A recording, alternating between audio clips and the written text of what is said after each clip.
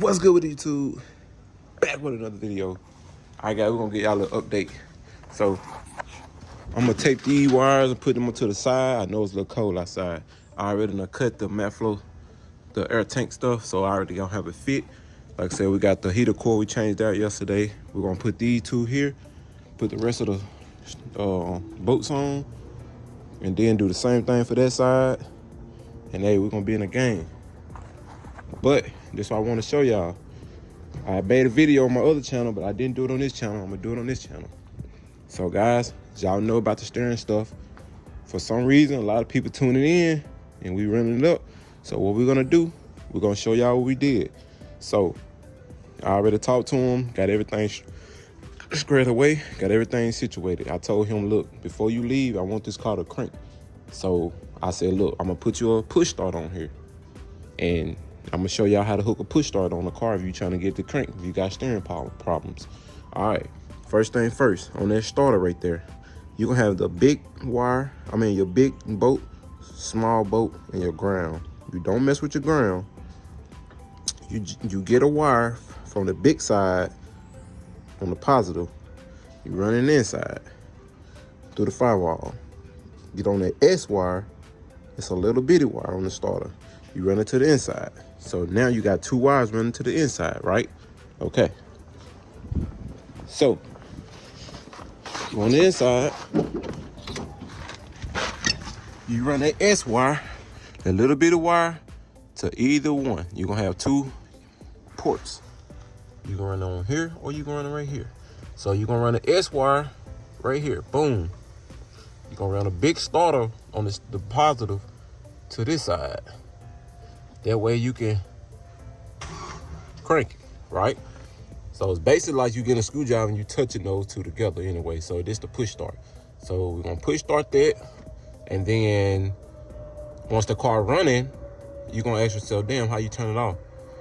To turn it off, you're gonna have a wire running to your ignition to power your computer, and you gotta have power to it.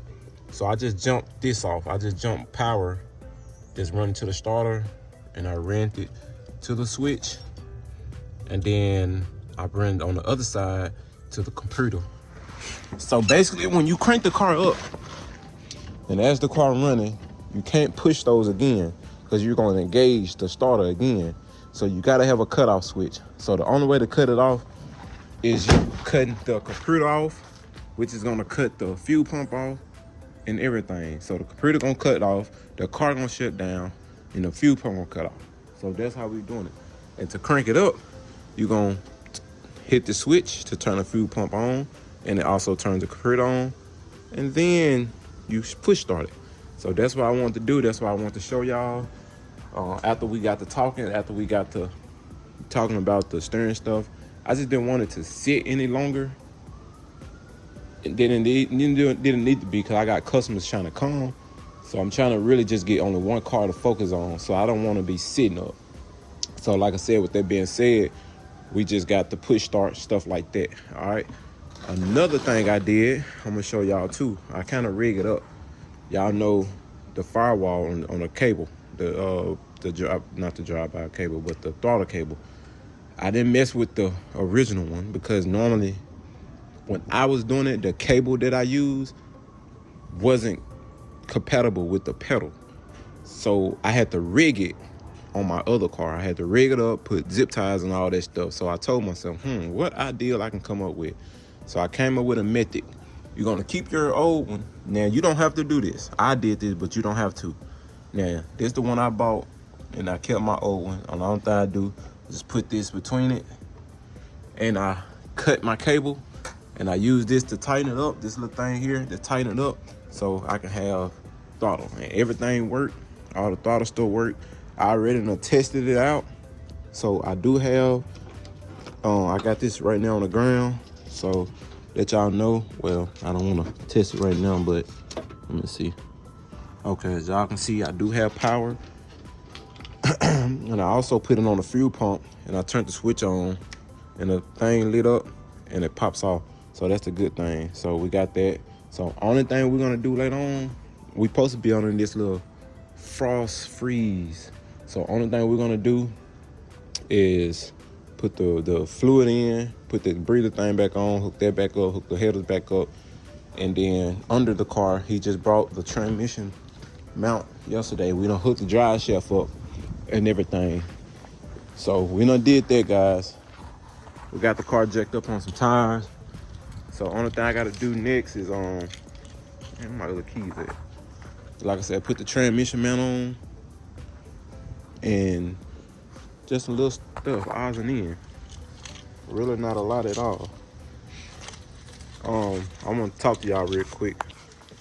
I gotta run to my dad real quick, man, get them plugs. So I done did a full, not necessarily a full tune-up, but I done done the spark plugs and the wires already. But I haven't put the coils on. Even though I checked the coils good. But I think it still got a little misfire.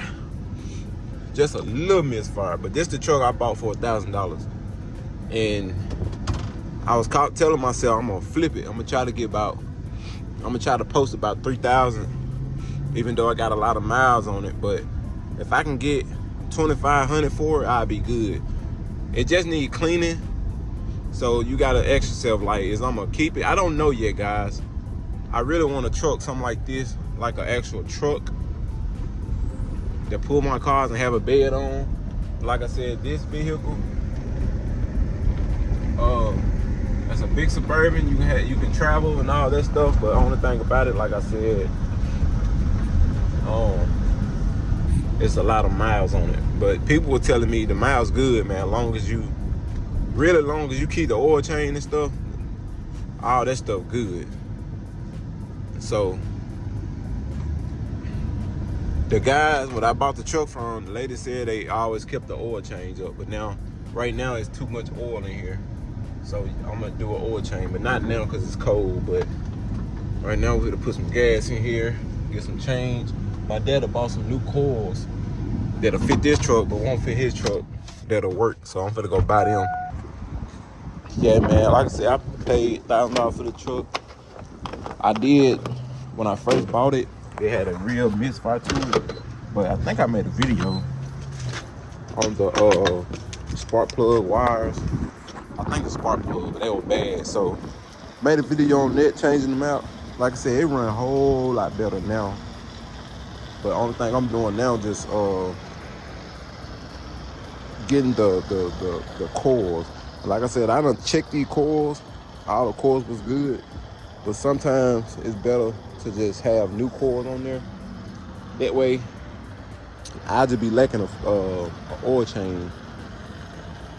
So right now, like I said, I done put 93 in there already, but now I'm putting it to 87 in there on the $15 in here.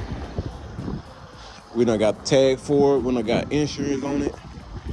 And me and my guy, man, we supposed to be putting a leveling kit. Well, not like a leveling kit. This is a 01, so it got torsion bar.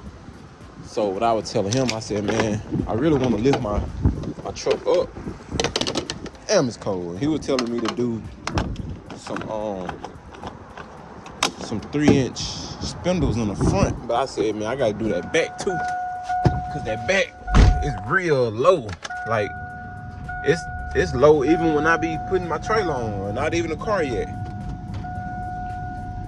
So I know I gotta change the oil too. But yeah, like I said, it be low in, so I was just like, I might put them down screw-in lifters in the back of that motherfucker to lift it up. But then again, it's like 1 minute I want to sell it, then 1 minute I want to keep it.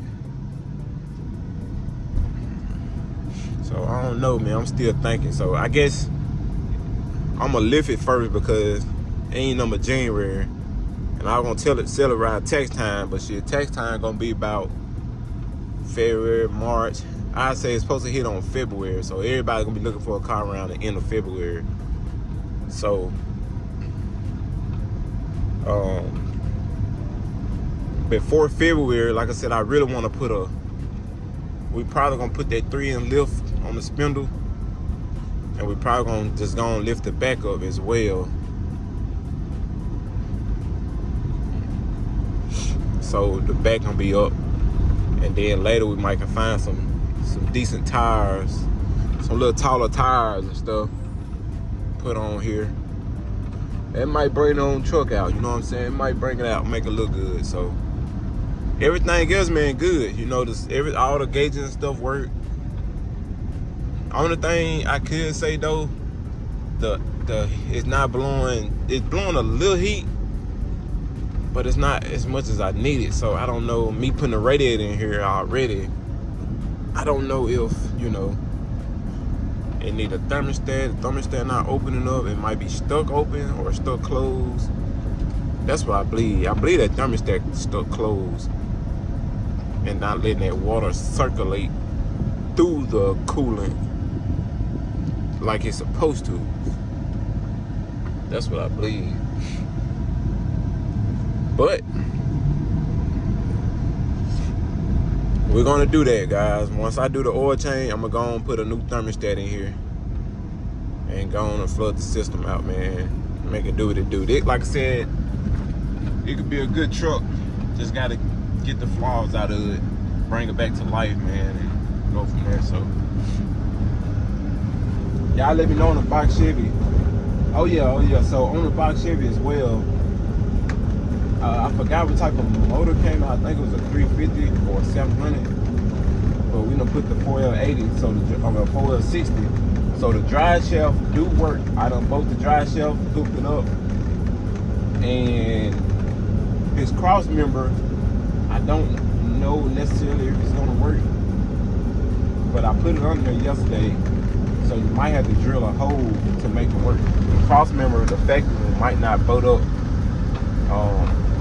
in the same spot that it used to, so you might have to drill you a bolt hole for your cross member to stay still. That's the only thing I was thinking about.